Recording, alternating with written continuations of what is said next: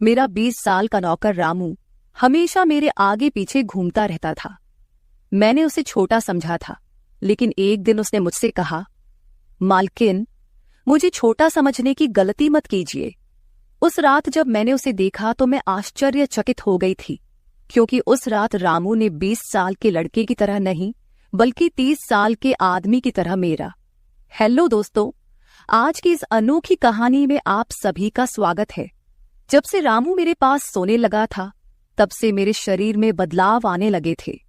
मुझे लगा था कि रामू छोटा है और उसे कुछ समझ नहीं आता होगा, लेकिन धीरे धीरे उसके असली रंग मुझे दिखने लगे।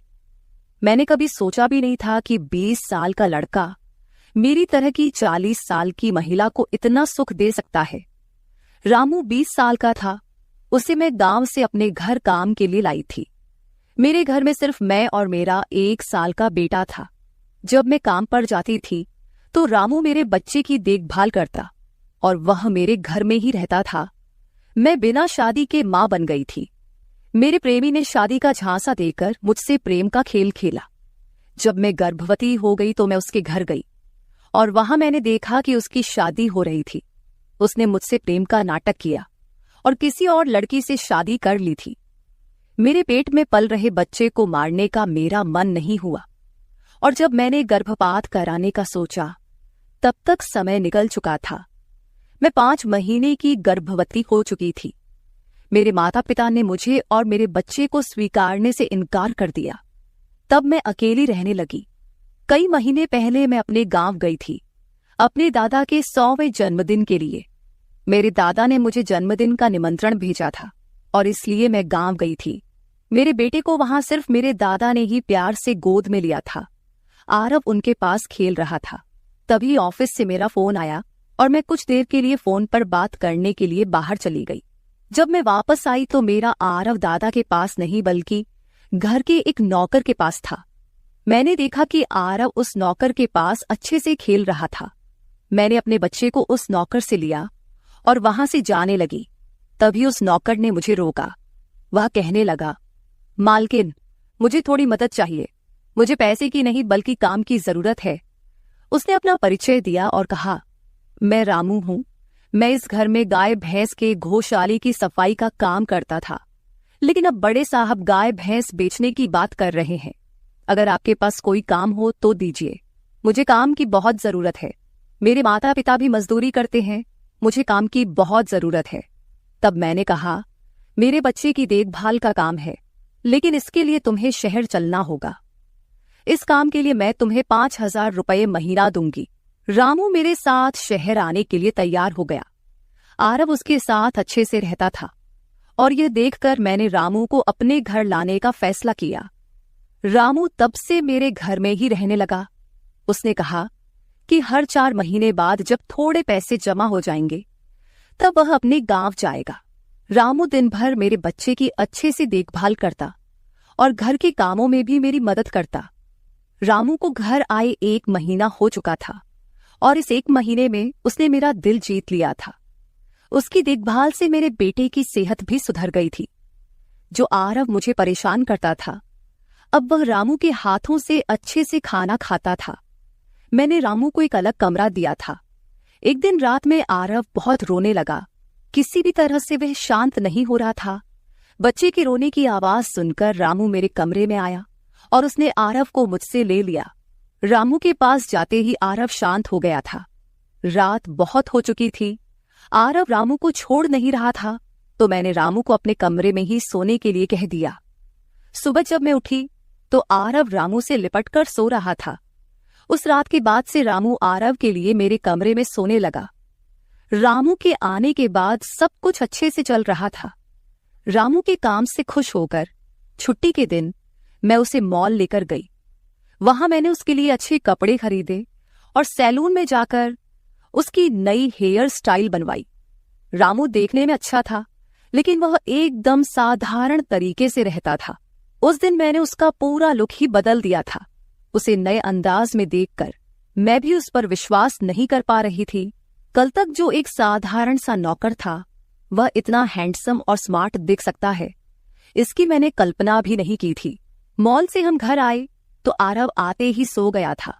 मैंने उसे कमरे में बिस्तर पर सुला दिया और पानी पीने के लिए बाहर जाने लगी। तभी रामू मेरे लिए पानी लेकर आया। पानी पीकर मैंने गिलास रखा और रामू मुझे तब से ही एकटक देख रहा था। जैसे ही मैंने गिलास रखा उसने मुझे गले लगा लिया। कई सालों बाद किसी पुरुष ने मुझे गले लगाया था। मैंने उसे खुद से दूर किया। तब रामू ने कहा, मालकिन, आपकी वजह से आज पहली बार मैंने खुद से प्यार करना सीखा है। जिंदगी बहुत खूबसूरत है, बस इसे जीना आना चाहिए। आज आपने मेरा कायाकल्प करवा कर मुझ पर बहुत बड़ा उपकार किया है। मैं सच में बहुत अच्छा दिख रहा हूँ। रामू के चेहरे पर खुशी देखकर मैं भी खुश थी।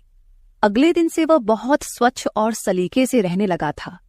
वह 20 साल का था, लेकिन गांव का लड़का होने के कारण उसकी कद काठी अच्छी थी। वह घर में भी रोजाना कसरत करता था। उसकी लंबाई भी ठीक ठाक थी। मैंने उससे उसकी पढ़ाई के बारे में पूछा था, लेकिन उसने कहा कि अब उसका पढ़ाई से मन उठ गया है। हर सुबह ऑफिस जाने से पहले मैं अपने बच्चे को दुलार कर ऑफिस के लिए निकलती थी। आज जब मैं ऑफिस के लिए निकलने से पहले आरव को चूमने गई, तब वह रामू की गोद में था। अचानक आरव ने अपनी गर्दन घुमाई और मेरे होंठ रामू के गाल पर जा लगे। मुझे बहुत शर्मिंदगी महसूस हुई। मैंने उससे माफी मांगी और ऑफिस के लिए निकल गई। शाम को जब मैं घर आई, तब भी मैं रामू की आंखों में नजर नहीं मिला पा रही थी। रामू ने आरव को खाना खिलाकर सुला दिया था। फिर हम दोनों ने साथ में खाना खाया। खाना खत्म करने के बाद मैं अपने कमरे में गई। वहां मैं अपनी दवाइयां ले रही थी। मुझे माइग्रेन की समस्या थी, उसी की दवा मैं ले रही थी। दवा लेने के बाद भी मेरा सिर बहुत दर्द कर रहा था। मैं अपने कमरे में सिर पकड़कर बैठी हुई थी। कुछ देर बाद रामू कमरे में आया। मुझे इस हाल में देखकर उसने पूछा कि क्या हुआ। जैसे ही उसे पता चला कि मेरा सिर दर्द कर रहा है, उसने मेरे सिर की मालिश शुरू कर दी। रामू की मालिश से मुझे आराम मिल रहा था। धीरे धीरे मुझे गहरी नींद आने लगी। उस रात मुझे बहुत अच्छी नींद आई थी।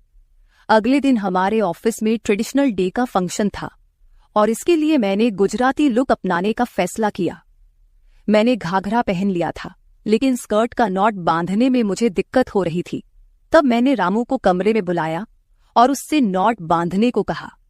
नॉट बांधते समय उसका हाथ मेरी खुली पीठ पर से गुजर रहा था। मैंने उसे छोटा समझा था, इसलिए मैंने उसे यह काम करने के लिए कहा था। मेरे पास और कोई विकल्प भी नहीं था। तैयार होकर जब मैं जाने लगी, तो रामू ने मुझे रोका और अंदर से काजल लेकर आया। उसने मेरे कान के पीछे काजल लगाया और कहा, मालकिन, अब आपको किसी की नजर नहीं लगेगी। आप बहुत सुंदर लग रही हैं। उसकी बात सुनकर मैं हंसी और चलने लगी। उस दिन शाम को जब मैं घर आई, तो मेरे साथ मेरी एक सहेली और उसका प्रेमी भी आया। रामू ने आज बहुत अच्छा खाना बनाया था। मेरी सहेली प्रिया 4-5 दिन मेरे घर रुकने वाली थी। अगले 3 दिन उसका प्रेमी भी मेरे घर पर था। अगले दिन रात को रामू ने खाना बनाया और प्रिया और उसके प्रेमी को खाने के लिए बुलाया, लेकिन वे दोनों कमरे में ही ड्रिंक कर रहे थे। प्रिया तो बहुत ज्यादा पी चुकी थी। वह खाना खाए बिना ही सो गई। उसका प्रेमी रोहन हमारे साथ खाना खाने बैठा। उसने कहा, प्राची, तुम प्रिया से भी ज्यादा सुंदर हो। रोहन के बोलते ही रामू उसे गुस्से से देख रहा था। खाना खत्म करने के बाद रोहन अपने कमरे में चला गया। उसके जाते ही रामू मुझसे कहने लगा, मालकिन, आपके ये कैसे दोस्त हैं? मुझे उस आदमी की बात बिल्कुल भी अच्छी नहीं लगी। तब मैंने रामू से कहा, मैं तुझे घर के सदस्य की तरह मानती हूँ। इसका यह मतलब नहीं कि तू मेरे मेहमानों से कुछ भी कहे। तेरा काम है आए हुए मेहमानों की सेवा करना, इसलिए तू सिर्फ वही कर। बाकी मुझे कुछ सिखाने की जरूरत नहीं। रामू को डांट कर मैं अपने कमरे में चली गई। मैंने उसे डांट दिया था, फिर भी वह मेरे लिए पानी लेकर आया। तब मैंने अपनी दवा ली और पानी पीकर सो गई। आज रामू मेरे कमरे में सोने नहीं आया था, ऐसा मुझे लगा। लेकिन सुबह जब मेरी आंख खुली, तो मैंने उसे अपने बगल में पाया। सुबह मेरी आंख खुली तो मेरे सामने प्रिया थी। वह बहुत गुस्से में लग रही थी। रामू को मेरे सामने लाया गया। उसके हाथ में प्रिया की ओढ़नी बंधी हुई थी। प्रिया ने कहा, तुम्हारे इस देहाती नौकर ने मेरे प्रेमी का हाथ तोड़ दिया है। रामू बस सिर हिलाता रहा और बोला, मालकिन, मैंने कुछ भी नहीं किया। रात को रोहन साहब नशे में थे, तभी उनका संतुलन बिगड़ गया होगा और वे गिर गए होंगे। रामू भला रोहन साहब पर हाथ क्यों उठाएगा? प्रिया अब भी नशे में लग रही थी, ऐसा मुझे लगा।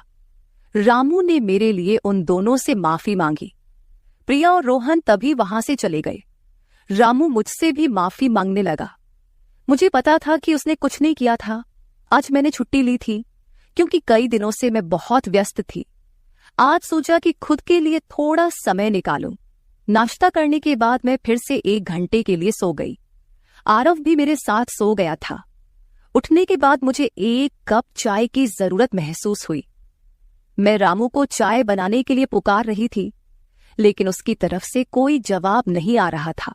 उसे ढूंढते ढूंढते मैं उसके कमरे में गई। वहां जाकर देखा कि रामू अभी अभी नहाकर बाथरूम से बाहर आया था।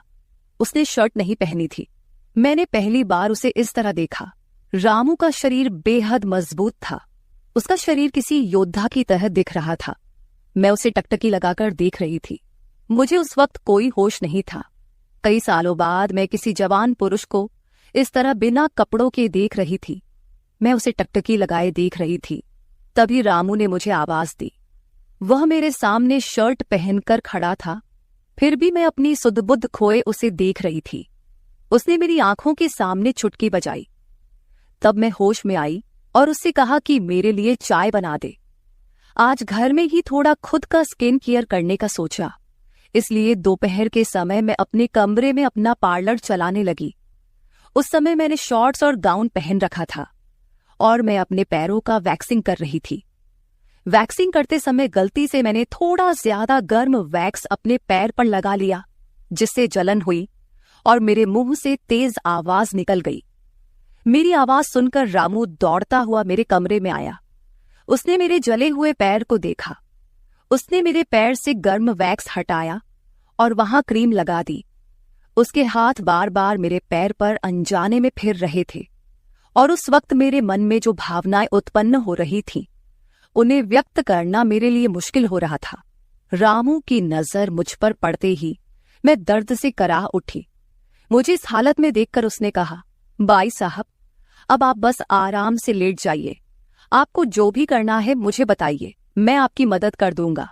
मैंने उसे मेरे दूसरे पैर का वैक्सिंग करने को कहा। रामू ने जैसा मैंने बताया वैसा ही किया। उसने मेरे चेहरे की मसाज भी कर दी। उसके स्पर्श से मुझे बहुत आराम मिला। आज का छुट्टी का दिन मेरे लिए आरामदायक बीता। रामू में हर गुण भरा हुआ था। वह किसी भी काम में पीछे नहीं था। आज रात मैंने उसे मेरे कमरे में सोने के लिए मना कर दिया। दिन भर मैं घर में नहीं होती, कम से कम रात को तो मुझे मेरे बच्चे के साथ अकेले समय बिताना चाहिए। हर बार रामू का आना मुझे पसंद नहीं था, इसलिए मैंने उसे कमरे में सोने के लिए मना कर दिया। इस तरह दिन बीतने लगे। कुछ दिनों तक रामू के बिना आरव रात को सो नहीं पाता था, लेकिन धीरे धीरे उसने रोना बंद कर दिया। मुझे अपने अंदर कुछ बदलाव महसूस होने लगे थे। सुबह उठते ही मेरा शरीर बहुत दुखने लगता था। अचानक ये सब क्यों हो रहा है, समझ नहीं आ रहा था। कुछ दिनों में मेरी शारीरिक पीड़ा इतनी बढ़ गई कि मुझे बिस्तर से उठने की भी इच्छा नहीं होती थी। तब मैंने ऑफिस से 1 हफ्ते की छुट्टी ले ली। कुछ दिनों आराम किया, शायद थोड़ा ठीक हो जाऊं। अब पूरा वक्त आरव रामू के साथ रहता था। जब उसे भूख लगती तो वह बीच बीच में मेरे पास आ जाता। आज मैं अपनी कमर पकड़कर बैठी थी। रात को रामू पानी लेकर मेरे कमरे में आया। मेरी कमर पर हाथ देखकर उसने समझ लिया कि मुझे बहुत तकलीफ हो रही है। रामू ने कहा, बाई साहब, अगर आपको कोई आपत्ति ना हो तो मैं आपकी कमर की मालिश कर देता हूं। मेरी कमर इतनी दुख रही थी कि मैंने उसकी मालिश के लिए हाँ कर दी, लेकिन उससे पहले मैंने अपने कमरे की लाइट बंद कर दी। छोटे 0 बल्ब की रोशनी में मेरी कमर उसे नहीं दिखेगी, इसलिए मैंने कमरे की बड़ी लाइट बंद करके 0 बल्ब जला दिया। वह जब मालिश कर रहा था मुझे बहुत आराम मिल रहा था। मालिश करने से मेरी पीड़ा जैसे झट से गायब हो गई थी। मालिश करते समय रामू ने मुझसे पूछा, बाई साहब, आपको आरव के पिता की कभी याद नहीं आती? आप इतनी सुंदर और जवान होकर भी अभी तक अकेली क्यों हैं? उसके सवाल का मेरे पास कोई सही उत्तर नहीं था। मैंने उससे कहा कि शायद तुम्हारे सवाल का उत्तर मेरे पास नहीं है। उस सवाल पर वहीं विराम लग गया। रामू की मालिश से मुझे अच्छी नींद आ गई थी। अगले 2 दिन बाद वह तारीख थी जब मैंने अपने प्रेमी से मुलाकात की थी। आखिर वह दिन आ ही गया। उस दिन मैंने दिन भर अपने मन को किसी न किसी काम में व्यस्त रखने की कोशिश की, लेकिन रात के अंधेरे में मुझे अपने प्रेमी की बहुत याद आ रही थी। आज वह मेरे साथ नहीं था, लेकिन वह मेरे बच्चे का पिता था। आरव को देखकर मुझे रोज उसकी याद आती थी और आज मैं अपनी भावनाओं को छुपा नहीं पाई। मैं अपने कमरे में जोर जोर से रोने लगी। आरव पास में सो रहा था, इसका भी मुझे ध्यान नहीं रहा। मैंने आज अपनी दवाइयां भी नहीं ली थीं। रामू पानी लेकर मेरे कमरे में आया। मुझे रोते हुए देखकर उसने मुझे पानी पिलाया। जब मैं शांत हुई तो उसने मुझे दवाइयां दी। मेरे रोने की आवाज से आरव हल्का हिलने लगा। वह जाग न जाए, इसलिए रामू मुझे अपने कमरे में ले गया। वहां जाकर मैंने उसे कसकर गले लगा लिया। ऐसा लग रहा था कि मैंने अपना होश खो दिया था। मेरा रोने का कारण सुनकर रामू भी शांत हो गया था। वह लगातार मेरे आंसू पोंछ रहा था। रोते रोते मैंने उसका कंधा पकड़ लिया। धीरे धीरे मैंने उसे और करीब खींच लिया। मैंने उससे कहा, रामू, आज की रात मैं तुम्हारे साथ बिताना चाहती हूं। तब रामू ने कहा, भाई साहब, मैं अभी छोटा हूं, मुझे कुछ भी नहीं आएगा। उसकी बात सुनकर मैंने उसे और पास खींच लिया। उस रात मैं उसके कमरे में थी, लेकिन सुबह जब मैं उठी तो वह मेरे पास नहीं था। उसकी शर्ट वहीं पड़ी हुई थी। जब मैं बाहर गई तो मैंने देखा कि रामू मेरे बच्चे को दूध और बिस्किट खिला रहा था। मुझे आरव का ख्याल नहीं आया था, लेकिन रामू ने नहीं भुलाया। उसने हम दोनों माँ बेटे को खुश कर दिया था। रात की थकान के बाद मैं सुबह देर से उठी थी। दिन भर रामू ने मुझसे नजरें नहीं मिलाईं। आज प्रिया मुझसे मिलने घर आई थी। वह रामू की तरफ देख भी नहीं रही थी। रामू ने उसे पानी दिया और कमरे से बाहर चला गया। थोड़ी देर बातें करने के बाद प्रिया जाने लगी। जाते समय उसने मुझसे कहा, जितनी जल्दी हो सके अपने नौकर को यहां से निकाल दो। वह दिखने में जितना मासूम लगता है उतना है नहीं। उसकी बात का मैंने खास ध्यान नहीं दिया। रोज की तरह रात को खाना खाने के बाद रामू ने मुझे पानी का गिलास मेरे कमरे में लाकर दिया और उसने आरव को भी सुला दिया था। आरव आज बाहर हॉल में झूले में सो रहा था। रामू उसकी देखभाल कर रहा था। मैंने अपने कमरे की लाइट बंद कर दी और सो गई। कुछ समय बाद मुझे आरव की आवाज सुनाई दी। उसकी आवाज से मेरी नींद खुली। मैं उठने वाली थी कि तभी उसकी रोने की आवाज बंद हो गई। कुछ समय बाद मुझे अपने कमरे का दरवाजा खुलने की आवाज सुनाई दी। मैं चुपचाप सब देख रही थी। रामू मेरे कमरे में आया था। उसने मेरे पास आकर यह देखने की कोशिश की कि मैं सो रही हूं या नहीं, और फिर उसने मेरा मोबाइल उठाया। उसकी वह खोजबीन देखकर मैंने जल्दी से कमरे की लाइट ऑन कर दी। मुझे जागता हुआ देखकर वह चौंक गया। मैंने उसके हाथ से अपना मोबाइल छीन लिया। मैंने उससे कहा, रामू, ये सब क्या चल रहा है? तुम इस वक्त यहां क्या कर रहे हो? वह कुछ नहीं कहकर वहां से जाने लगा, लेकिन मैंने उसे इतनी आसानी से छोड़ने का इरादा नहीं किया था। मैंने उसे उसका वीडियो दिखाया जिसमें वह प्रिया के बॉयफ्रेंड पर हाथ उठा रहा था। उस दिन रोहन के मोबाइल का कैमरा गलती से चालू रह गया था और उसमें उनकी हाथापाई रिकॉर्ड हो गई थी। सुबह जब प्रिया मुझसे मिलने आई थी तब उसने मुझे वह वीडियो दिखाया था और तब से मैं रामू पर नजर रख रही थी। रामू, तुमने झूठ क्यों बोला? तुमने रोहन पर हाथ क्यों उठाया? तब उसने कहा, जो भी आप पर बुरी नजर डालेगा उसके साथ मैं यही करूंगा। मालकिन, उस रात जब रोहन नशे में था वो आपके कमरे में आया था। वो आपके साथ कुछ गलत करने की कोशिश कर रहा था और इसलिए मैंने उस पर हाथ उठाया। रामू की बात सुनकर मैंने कहा, ठीक है, मैं तुम्हारी बात मानती हूं, लेकिन तुम मुझे नींद की दवा क्यों दे रहे थे? आज मैंने तुम्हें मेरे पानी में दवा मिलाते हुए देखा है।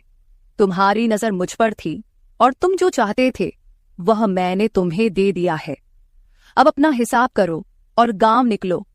मेरी बात सुनकर रामू बोला, मालकिन, आप जैसा सोच रही हैं वैसा कुछ भी नहीं हुआ है। कल रात मैंने आपके साथ कुछ भी गलत नहीं किया। मैंने आपके पानी में नींद की दवा मिलाई थी, जिससे आप मेरे पास आते ही सो गई थीं, और मुझे आपके साथ कुछ भी गलत नहीं करना था। कुछ दिन पहले मैंने आपको रात में फोन पर बात करते हुए देखा था। मैंने आपकी बातें सुनी थी। आप फिर से अपने उस प्रेमी से मिलने की तैयारी कर रही थी। आपकी मुलाकात आपके ही घर में तय हुई थी। मुझे यह सब पता था। आप उससे ना मिले, इसलिए मैं आपको रात में नींद की दवा दे रहा था। वह व्यक्ति अब भी आपको धोखा दे रहा है। वह आपसे झूठ बोल रहा है। वह आपके बच्चे को आपसे छीनने के लिए आपके करीब आ रहा है। उसकी पत्नी को बच्चा नहीं हो सकता, इसलिए वह आपके पास आ रहा है। उसने अपनी पत्नी को तलाक नहीं दिया है। वह आपसे झूठ बोल रहा है। रामू, तुम हो कौन? तुम्हें यह सारी जानकारी कैसे मिली? तब उसने कहा, आपके बाबा साहेब ने मुझे आपका फोटो दिखाया था। मुझे आप पहली नजर में ही अच्छी लगी थी, लेकिन बाबा साहेब ने यह भी कहा था कि आप शादी के खिलाफ हैं। तब मैंने उनके साथ मिलकर यह प्लान बनाया।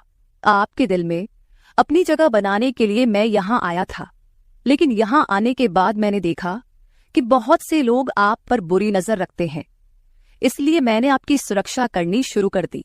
रामू 20 साल का नहीं था। मेरा पहला शक सही निकला। वह 30 साल का था और एक अच्छी नौकरी पर था। उसने मेरे प्यार के लिए इतनी मेहनत की थी। रामू ने मेरे प्रेमी के बारे में जो भी कहा था वह सब सच था। रामू ने मेरे प्रेमी की सारी जानकारी सही निकाली थी। रामू जैसा ईमानदार पति और मेरे बच्चे का पिता मिलना मेरे लिए बहुत बड़ी बात थी। मैं अपने प्रेमी के धोखे के जाल में फंसने से बच गई थी। आज मैं विक्रांत उर्फ रामू के साथ बहुत खुश हूं। वह मुझसे और मेरे बच्चे से बहुत प्यार करता है। मेरे बाबा साहिब की वजह से आज मेरा परिवार शुरू हुआ। मुझे रामू जैसा पति मिला, ये मेरा सौभाग्य था। दोस्तों, जो आपसे सच्चा प्यार करता है वह किसी भी कठिनाई में आपका साथ नहीं छोड़ता। रिश्ते निभाने वाले को किसी वजह की जरूरत नहीं होती, और रिश्ते तोड़ने वालों के लिए एक बहाना भी काफी होता है। तो दोस्तों, ये थी हमारी आज की छोटी सी कहानी। आपको ये कहानी कैसी लगी कमेंट करके जरूर बताएं। अगर आप ऐसी ही और भी इंटरेस्टिंग कहानियां सुनना चाहते हो तो चैनल को सब्सक्राइब जरूर कर ले और बेल नोटिफिकेशन ऑन कर ले, ताकि आपको मेरी आने वाली हर वीडियो समय से मिल सके। कल मिलेंगे एक और वीडियो के साथ। धन्यवाद।